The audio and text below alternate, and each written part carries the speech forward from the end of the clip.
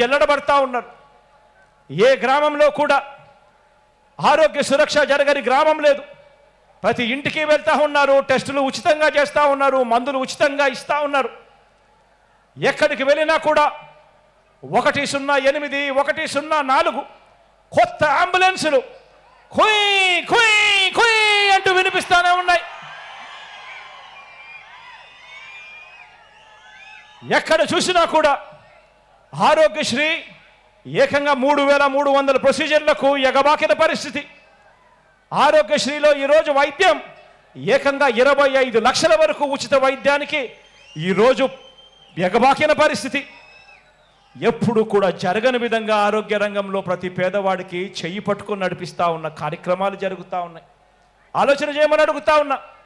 ఒక పేదవాడి గురించి నిజాయితీగా ఆలోచన చేసిన వాడు ఎవడైనా ఉన్నాడు అని అంటే గతంలో ఒక 108 కానీ, ఒక 104 కానీ, ఒక ఆరోగ్యశ్రీ కానీ, రైతులకు ఉచిత విద్యుత్ కానీ, ఫీజు రీయింబర్స్మెంట్ కానీ, ఇలా అనేక పథకాలు తీసుకువచ్చింది గతంలో ఆ దివంగత నేత ప్రీతమ నాయకుడు రాజశేఖర రెడ్డి గారు అయితే,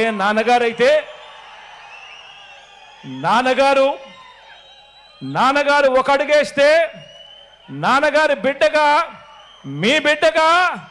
మీ జగన్ 4 అడుగులు వేసి ఈరోజు పరుగులెత్తిస్తా ఉన్నాడు.